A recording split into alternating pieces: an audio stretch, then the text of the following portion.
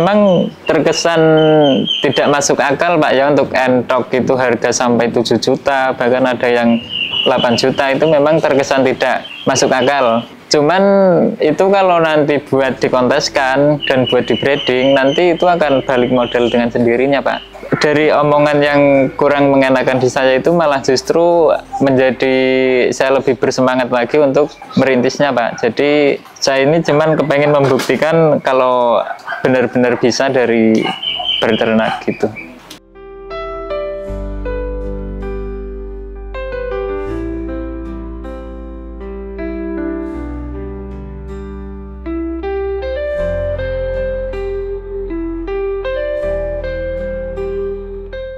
Selamat siang teman-teman, perkenalkan nama saya Ahmad Yusuf.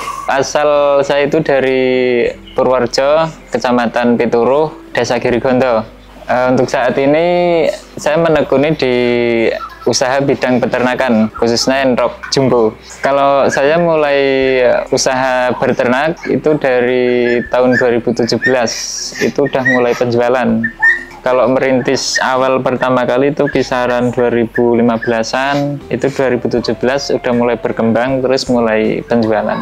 Awal pertama kali saya beternak entok itu kisaran usia 16-an tahun Pak, bahkan masih di bawahnya, soalnya dari SMP. Dari SMP memang suka melihara entok, terus tak kembangin, setelah itu semakin bertambah tahun itu mengenal untuk jenis-jenis entok juga. Jadi untuk saat ini saya ngembangin itu di entok rambon, entok metalik, sama entok jenis jumbo.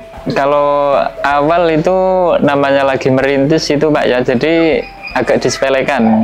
Dari omongan yang kurang mengenakan di saya itu malah justru menjadi saya lebih bersemangat lagi untuk merintisnya Pak. Jadi saya ini cuman kepengen membuktikan kalau benar-benar bisa dari berternak gitu. Kalau awal itu ya ada tetangga ataupun saudara itu tetap ada, cuman kan ada juga yang mensupport, ada juga yang kurang setuju. Jadi intinya itu saya nggak fokus sama yang mencibir, yang penting saya tetap berusaha, berjuang gimana caranya biar bisa.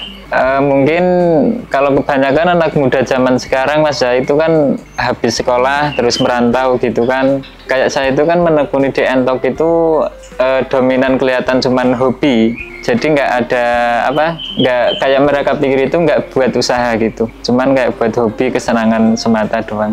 Kalau saya pribadi Pak ya, kalau misal ada cibiran atau hinaan yang kurang mengenakan itu malah justru menjadi motivasi saya Pak. Jadi gimana caranya biar nggak dicibir dan saya harus berhasil. Intinya itu cuman malah justru itu malah buat penyemangat diri Pak, bukan terus ngedon, itu malah nanti semakin dicibir. Kalau awal itu dulu sekitar 7 ekor. Setelah itu tak kembangin, alhamdulillah menjadi banyak, udah ratusan sih Pak untuk kapasitasnya. Kalau awal itu saya memang nggak belajar Pak ya, itu nggak belajar dari orang lain, cuman kayak saya kan hobi, jadi mengamati. Kalau untuk awal pertama itu pas pembesaran Pak ya, awal dulu kan punya indukan terus dibesarkan. Nah masa pengembangan itu yang paling sulit. Jadi kita ngeluarin modal terus, setelah ngeluarin modal nanti mendapat hasilnya ketika yang pembesaran itu udah bisa produksi, nanti bisa mendapatkan keuntungan dari penjualan anakan atau hasil pembesarannya itu udah bisa. Untuk awal pertama kali, karena saya belum tahu cara pemasaran Pak, yaitu saya cuma menggunakan media sosial Facebook. Jadi saya ngupload ke grup-grup Facebook itu, ke komunitas enrok. Awal pertama itu misal aku 5 ekor, 10 ekor itu sangat senang sekali Pak. Memang kalau untuk rambon saya dari dulu sampai sekarang untuk penjualan harganya tetap, dan untuk jenis lain pun sama Pak. Kayak saya itu kan penjualannya itu materi, jadi yang penting barang berkualitas, harganya sesuai dengan barangnya, itu yang saya pertahankan. Jadi tetap menjaga kualitas barang yang dikirim dan harus murni dari hasil breeding kandang saya sendiri. Kalau untuk pakan, sebenarnya kalau misal pakan untuk pembesaran itu kan, kalau anakan usia 0 sampai 1 bulan itu masih tak full pur. Jadi setelah full pur nanti kan ketika 1 bulan kan badannya udah besar. Jadi udah bisa turun ke tanah, setelah itu bisa pakan campuran juga, kayak menggunakan katul halus, terus nasi aking, atau bahkan ada pakan alternatif yang lain itu bisa kayak menggunakan keong ataupun daun kangkung ataupun enceng gondok, itu bisa. Cuman kalau udah tumbuh besar, udah mulai produksi, biar hasil telurnya itu maksimal, pakannya itu dirubah lagi. Pakannya itu harus proteinnya itu yang tinggi. Jadi kayak menggunakan katul halus, nasi aking, ditambah konsentrat. Konsentratnya pun itu harus ditaker, tidak boleh terlalu banyak juga. Soalnya kalau terlalu banyak nanti resikonya malah telurnya memang banyak Pak ya, cuman banyak telur yang non-fertil. Jadi harus disesuaikan juga dengan kapasitas dan jumlah pejantannya juga. Kalau untuk enrok itu mulai bertelur, itu kembali lagi dari segi pakan Pak. Kalau segi pakan dari awal sampai tahap bertelur itu memang bagus, enrok itu bisa bertelur kisaran di usia 5,5 bulan sampai 6 bulan udah bertelur. Untuk jumlah telurnya pun itu tergantung kualitas pakannya juga. Semakin kualitas pakannya bagus, bertelurnya itu bisa mencapai 18, 20, bahkan sampai 26 butir. Kalau enrok itu kan rawan terkena penyakit mata biru Pak ya, apalagi kalau ngepasin cuaca kayak musim sekarang, pancaroba Pak ya, pergantian cuaca itu harusnya itu untuk mengantisipasinya itu divaksin.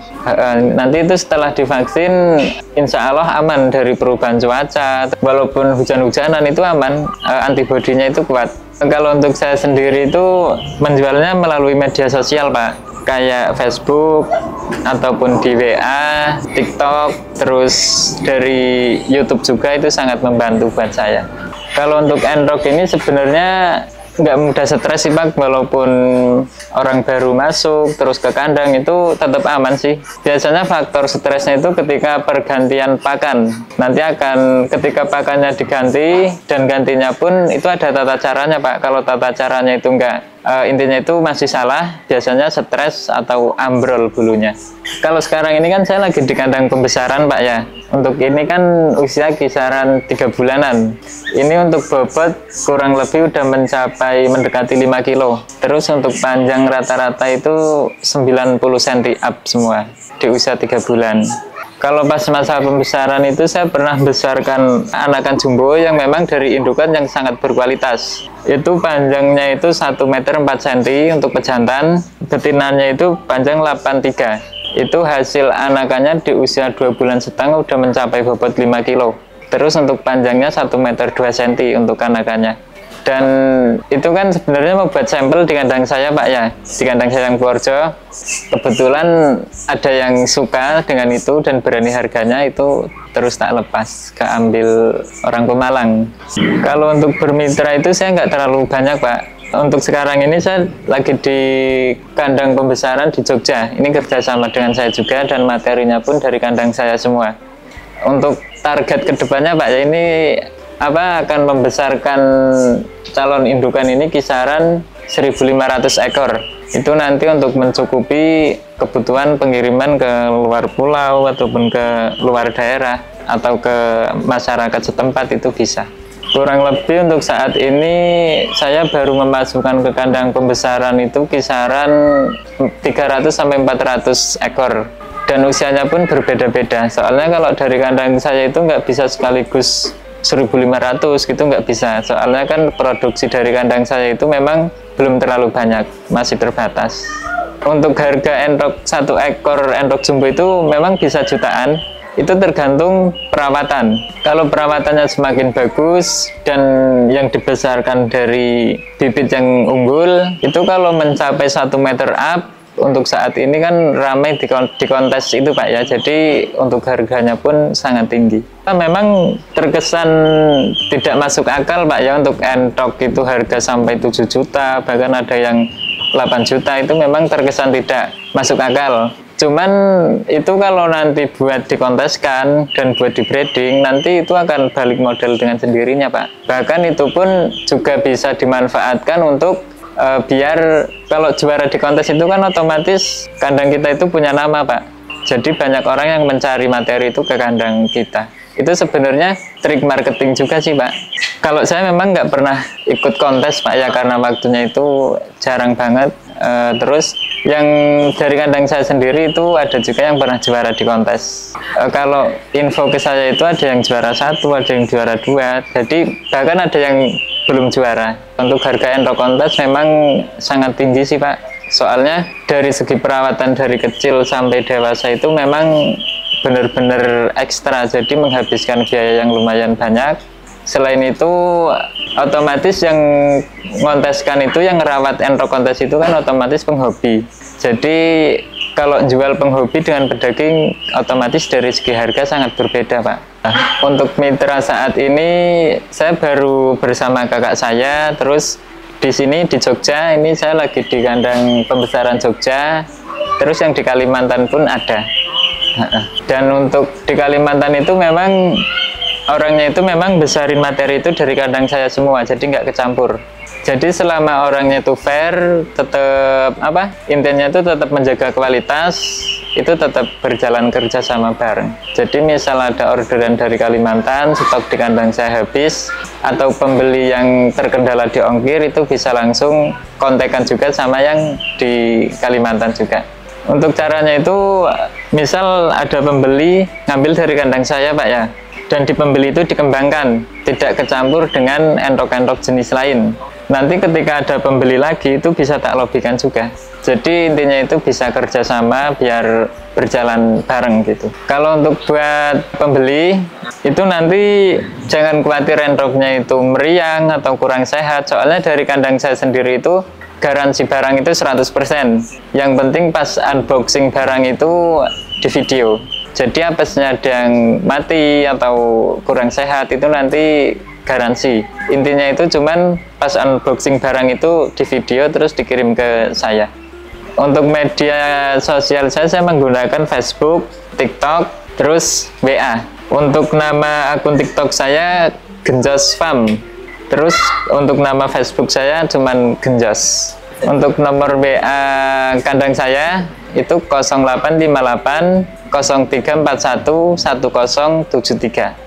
Pesan buat teman-teman kalau yang lagi merintis usaha, utamanya itu yang penting kita jangan terpengaruh dengan omongan yang tidak mengenakan di kita sendiri. Bahkan dari omongan yang kurang mengenakan itu malah menjadi motivasi buat kita sendiri. Yang penting buat teman-teman itu tetap semangat dan optimis.